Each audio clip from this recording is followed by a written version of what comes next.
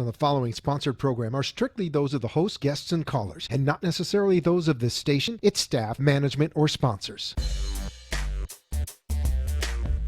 Amp2.tv presents Tell Us Your Business, where you're invited on the air to tell us what makes your business stand out in the community.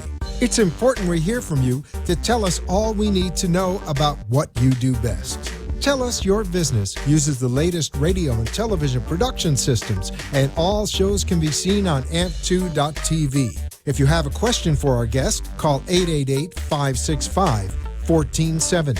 Now, let's get ready as our guest hits the airwaves and informs us about what we need to know on Tell Us Your Business. Hey everybody, welcome to Tell Us Your Business. My name is Luna Medina Wolf and I'm a licensed mental health counselor. We're going to have this next half an hour talking about mental health and trauma healing.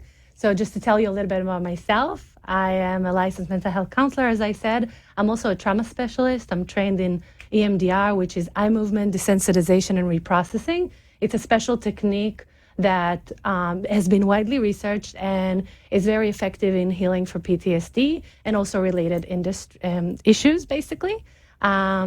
I have a private practice. It's a group practice that is right here in Boca Raton, in central Boca, right off the Turnpike and Glades.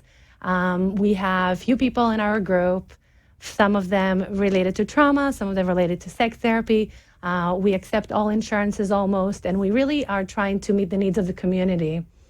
My other hat that I wear is Professionals United for Parkland. I'm the president of this nonprofit organization. To tell you some background about our organization, it's basically after the Parkland shooting, a lot of community members, as far as the professional field, felt that we needed some extra support for the community because we know that this is something that is going to affect the community for the long run. We wanted to make sure that services are available for everybody. So a lot of us got together and formed this nonprofit organization with a lot of help from motivated people, some of them within the mental health counseling industry and some of them from other industries. And we just joined together to make sure that there's help for everybody. So far, we've hosted several events, everything in terms of being able to support the community so they know that there's help out there and that there's hope and there's services available and there's a lot of motivated people who want to help, because this was part of a school shooting that unfortunately some of the services that the mental health professionals in the field were not able to support the community. We just said we need to do something on our own, and that's the motivation behind the organization. At this point, our role is more in terms of educating and providing a directory of vetted professionals. If there's anybody who's listening to the show and is not part of our directory and is a trauma specialist, please go to our website, www.pu4p.org, and just make sure that you sign up to be part of our organization to be able to support the community. Please be mindful of the fact that you're going to have to give 2 pro bonos a year in order to be part of the directory, because sometimes we get calls of people who don't have the ability to get services because they don't have insurance or they don't have means. We want to be able to offer them services no matter what. That is part of the passion of the organization and why we're doing what we're doing. The other part of what we're doing is really a lot of training. We offer webinars and some events, which kind of like leads me to the next part of what I have to say, which is the person I'm going to join on the call today. So since the shooting in February 2018, Deb Delvecchio-Scully was part of the healing processes here in the Parkland area and the surrounding cities. We reached out to her because I met her at a conference, and she's, I'm going to read you a little bit about who she is so you know a little bit more. So she's a licensed professional and nationally certified counselor. She holds the American Mental Health Counselor Association diplomat status as a clinical mental health specialist in trauma counseling. She's nationally known as a stress and trauma expert, having worked with survivors of the 9/11 terrorist attack, as well as adults and children impacted by the Sandy Hook Elementary School shooting. Ms. Delvecchio-Scully previously served as a clinical recovery leader and trauma specialist of the Newtown Recovery and Resiliency Team, and she's a special advisor to us at Professionals United for Parkland.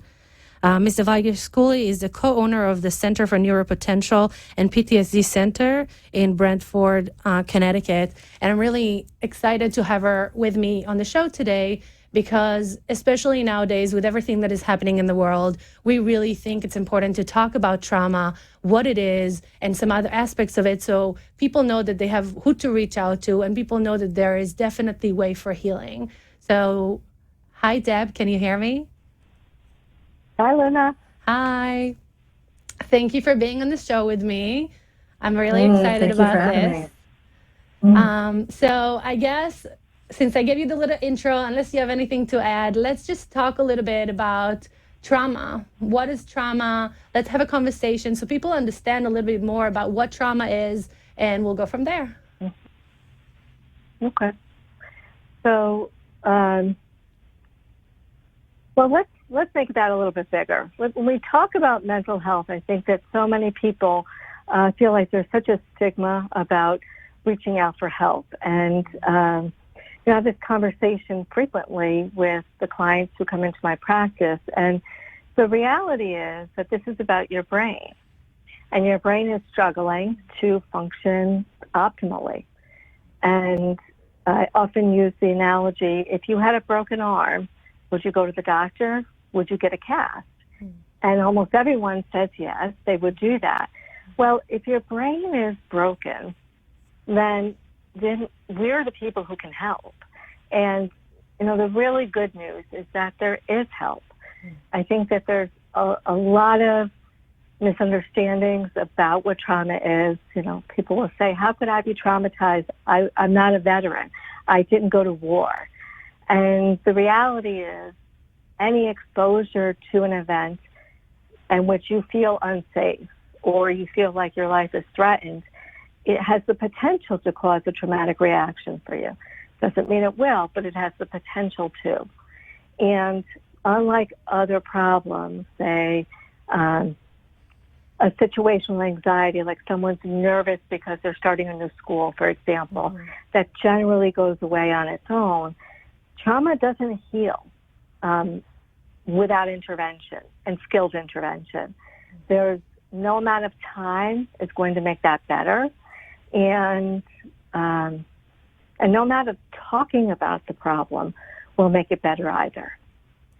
I think you touched on two really important parts that I want to elaborate. First, the whole idea of stigma and the fact that people too widely decide that they should go to their primary doctor to talk about anxiety. And then unfortunately, too many primary doctors feel that it's okay for them to prescribe antidepressant, anti-anxiety medication. And then what happens is that people become self-medicated. Sometimes they don't really know the impact of what they're doing. They're expecting to have results really fast, and they're not really understanding that there's something, like you said, if I had an issue with my heart, or if I had a skin issue, if I'll go to the primary doctor themselves are just going to prescribe, here you go see a specialist for dermatology or for cardiovascular, whatever the issue is. Unfortunately, when it comes to mental health, even the health industry has to make a lot of growth in terms of, okay, you're having some issues with your anxiety, let me prescribe you a specialist referral for mental health counseling. And then you might go to a mental health counselor who will assess that, okay, this is something very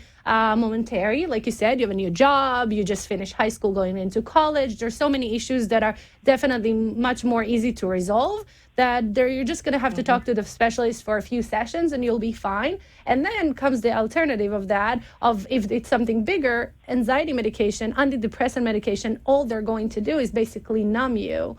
And they're not really going to deal with the problem. And if you don't go see a specialist who knows what they're doing in terms of mental health, then unfortunately all you're doing is numbing the problem, and it's just going to get worse at the end of the day as time goes by. The other part of it is, of course, in terms of making sure that I think the difference is... Go ahead. No, you go ahead. I was just going to say that I think that the difference is that mental health counselors specialize in understanding all of the many different ways that, say, PTSD could present in someone, whereas someone who doesn't specialize in trauma won't. My practice, both when I was working in Sandy Hook and in my current practice, that many times people come to me, either they've been referred or they somehow got to me, and what I discover is that they've been misdiagnosed.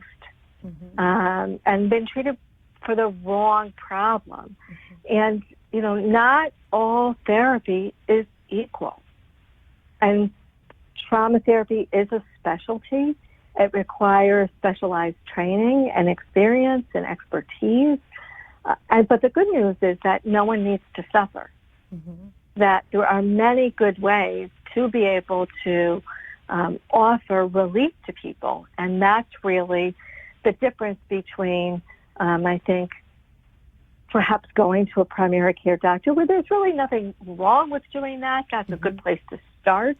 But understand that they don't provide counseling, and that you're going to be in better hands, find relief faster by getting connected to a good trauma therapist. Yeah, which brings the point that when somebody is looking for a therapist, they should definitely look into some important questions to ask in terms of the training of the therapist. If a therapist is being asked some questions and they're being reluctant to answer or become a little bit uncomfortable with the questioning, then they're probably not the right fit for you anyway. That every therapist should be comfortable with the idea of, if somebody calls in and says, hello, I'm looking for counseling, and if somebody on the other side is going to say, can you tell me a little bit about your training specialized for anxiety, for depression, whatever the issue is, then the therapist should be able to right away answer and just say, this is my training, this is how I'm specialized in it, and then you should know it's a good match. With what happened after Parkland, as you know, a lot of the issues that we had is that people were presenting themselves as trauma specialists with the wish to help. I know that the majority of the people in our industry really want to help, really wish to help people heal and get better, but unfortunately they forget that if they're not specialized in it, at the end of the day, our master's program normally just offers about one course or two for trauma-related issues, and it's general issues, not necessarily something specialized, and then you're not really trained specialty for it. That's why you have to have additional training. So if somebody, especially the Parkland and Coral Springs population, anybody related to the school shooting that happened, this is a major event. This is something very significant that happened that affects in so many layers because it's a communal trauma situation. Right. They should definitely, when they make the call, if there's somebody that has been impacted by the shooting, when they call the therapist, they should ask the question, what is your specialized trauma training? Because at the end of the day, somebody who doesn't really know the work of trauma therapy, they may do more harm than good. And then thankfully, there's still available resources to repair the damage, but it's better if somebody doesn't have to suffer more than they already have. So I think that's really, really important, which kind of like brings me to the next part of what I wanted to discuss with you today in terms of what are some of the symptoms. Let's talk about that. Let's talk about how does, because like we mentioned before, some part of the population, everybody can go through the same event. Some part of the population may bounce back fairly okay, even without a lot of help. And then other part of the population may have symptoms that definitely require support and specialized help. So let's talk a little bit about that. Sure. I think one of the symptoms that's really unique to trauma and actually doesn't really occur in any other kind of issue is something that we call hypervigilance. And hypervigilance is feeling like you're on high alert, or you're walking on eggshells. You're waiting for the next bad thing to happen. That is a very unique form of anxiety, and it kind of blends a generalized feeling of anxiety with fear. So what trauma causes is like a breach in safety. And so your ability to feel safe has really been disrupted. And because of that, there's a great deal of fear. That's really one of the primary symptoms. And if there's a fear to participate in normal activities that somebody has previously enjoyed, perhaps, especially after a school shooting, what I really saw in Sandy Hook is that so many of the kids were afraid to go back to school. Were afraid to participate in activities. And so fear is a really big one. Some of the others are being easily startled. So, today's July 1st, and we know it's the start of July 4th celebrations and fireworks celebrations. Very, very difficult for survivors of trauma, but particularly of gun violence, to tolerate loud noises. People are easily startled. They jump easily. That's another sign of trauma, but there's a real disruption in functioning that can't be better described by any other reason. There's no other reason that could explain how you're feeling or what you're experiencing. And the other end of the spectrum from hypervigilance is kind of a checking out feeling. We call that dissociating, and it's a separation from being in the moment and from yourself. Now, that's a healthy coping strategy immediately following a traumatic event. But when it becomes an ongoing way of coping, it isn't. It may feel like that's an easier way of dealing with the problem when actually it has its own set of pain. It's just a different set of pain. Mm-hmm. And so that I often see like the mood swings of going back and forth between being on high alert to being checked out, and how they bounce off of one another in a really kind of, to us as specialists, predictable way. But if you're experiencing it, it's very confusing. It's really uncomfortable. You might feel like you're losing chunks of time because you're not in the moment. You're just not paying attention. Mm-hmm. Yeah, and I think you raised the point of a lot of chatter here in South Florida from me talking to a lot of the clients and just seeing some of the activities in the Facebook groups that I'm part of, people talking about the upcoming July 4th and what it's going to mean for the survivor of the school shooting and how difficult this could be. And it's going to be difficult for some people. And it would be nice if some people can be tolerant of that, meaning they're going to be a little bit more sensitive. But at the end of the day, a lot of people are not going to, unfortunately, because they are in a different place and they don't really even realize the effect that it may have on some people. So I think we're trying to bring some awareness into that topic, just to be mindful of the area of where you are, what that could potentially mean to another person. But again, we are at this point 1 year and 5 months after the the shooting happened. So definitely, if there's people that are highly sensitive to what's happening right now in terms of fireworks and every other, they're still highly startled and all the things that you mentioned, that's definitely a reason to come into therapy and come and talk to somebody. That's definitely a sign for you to know that if you're experiencing severe symptoms of anxiety or checking out, I think that a lot of people confuse the fact that trauma can be everything you mentioned in terms of the anxiety side, but the other side is the part that a lot of people are missing in terms of being so checked out, being numbed out, feeling like you don't care anymore, not being interested in activities that you used to enjoy before.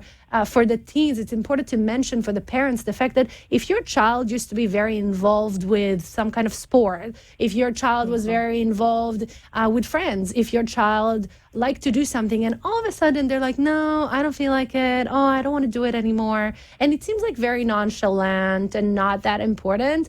It is important because it's a change in personality. And that is one of the most important signs with the teens, where it's a little bit harder to detect what's going on because they not necessarily talk a lot. Then it's important to notice just the changes in the behavior and then provide the help. Just like if you would have seen your child having this rash all over their skin and it hasn't gone away, you're going to make sure to take them to a specialist and get help. You're not going to just let them do you want to go see a dermatologist? If they say no, you're going to say, okay, no worries. We don't need to go. It's fine. You're not going to do that. But unfortunately, when it comes to mental health, a lot of parents are scared of pushing their child to do that. And I think that it's so important as a parent to realize you are an advocate for your child, and sometimes they're not going to know what's best for them. It's your responsibility to know what is the best for them at some point. And especially a year and 5 months into this, if you see some signs and behavior that you're noticing about your child, please reach out and make sure that they get the help. I always say to the parents that I work with, when somebody says, my child doesn't want to go. So I said, well, you're going to present some options. You can say, do you want to see a female? Do you want to see a male? Do you want to go at 6, at 7, at 6:30? Right. Do you want to go with me in the room, without me in the room? Those are the type of options you can offer, but it should not be an option. If you see your child is not doing good and you see changes in behavior, it's your responsibility as a parent to make sure that your child is going to be seen. And you can even put a time limit. Just say, just go this one time or this 2 times. So this way they feel like they have a little bit of freedom and choice about this. But it's not an option of, do you want to go? That's something that is really important. Right. It's not a yes or no question. It's, when are we going to go? And I think you addressed that really well and how important it is.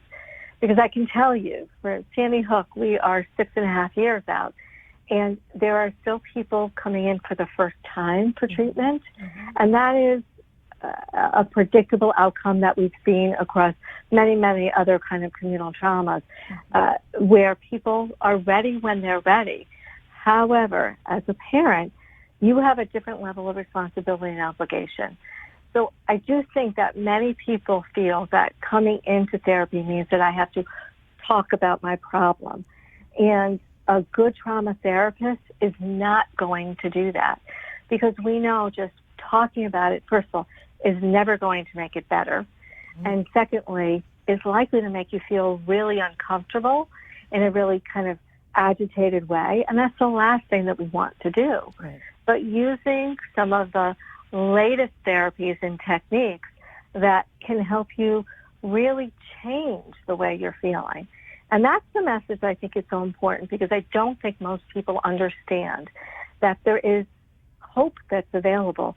We can really help change the way these memories have been stored in your brain. This is a brain issue. It isn't because you're not a nice person. It isn't because you're not smart enough or you haven't tried hard enough. And it isn't because you haven't put in good effort. But if those efforts are directed in the most effective strategies, you're not going to feel better. So that's the message I really want to deliver, is that there is hope, there is help, and there is a path out of what you're feeling right now. No one has to suffer because of what's happened. Right.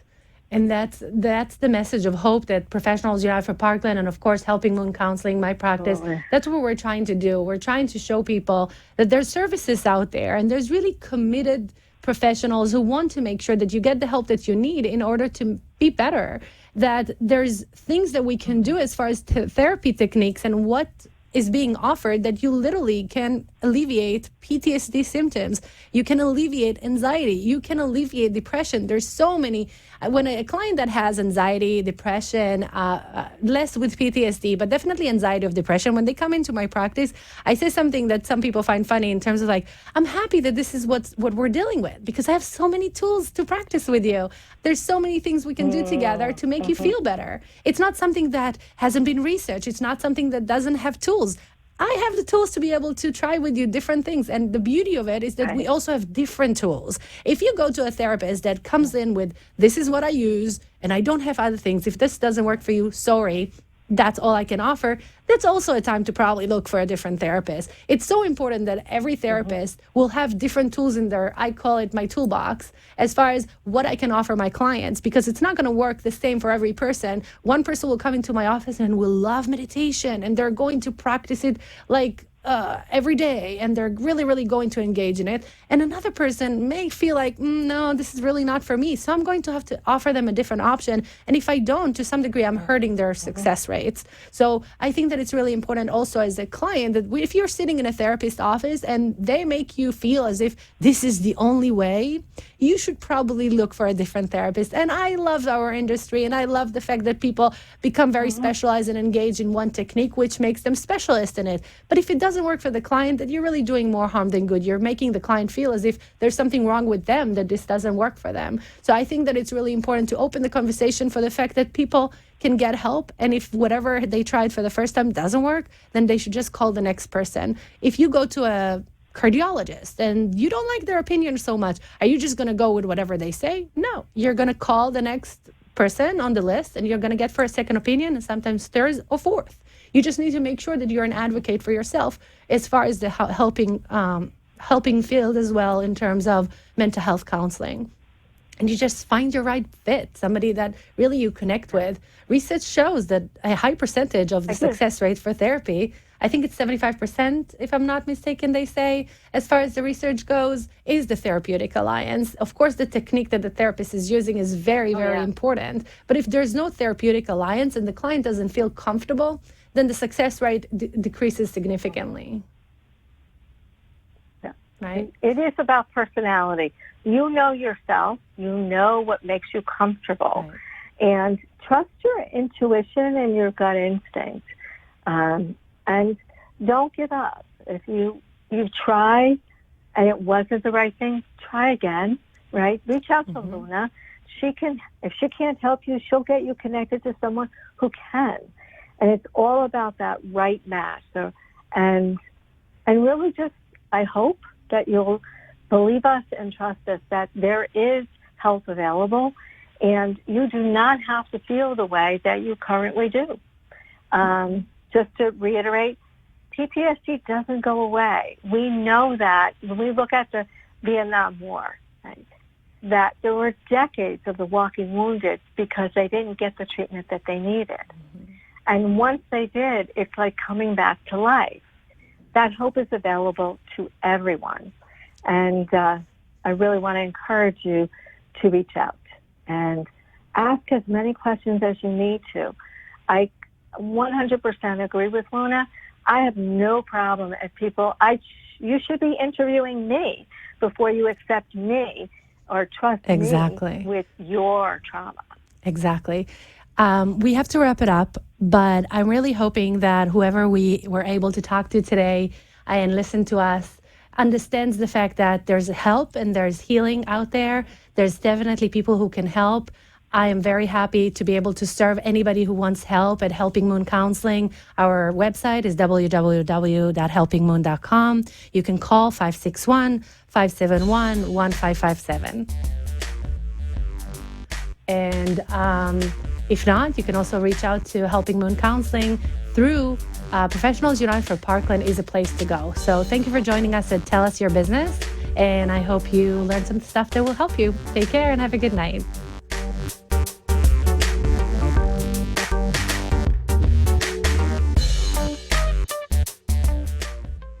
This has been Tell Us Your Business, where a special guest comes on every week and tells us what they do.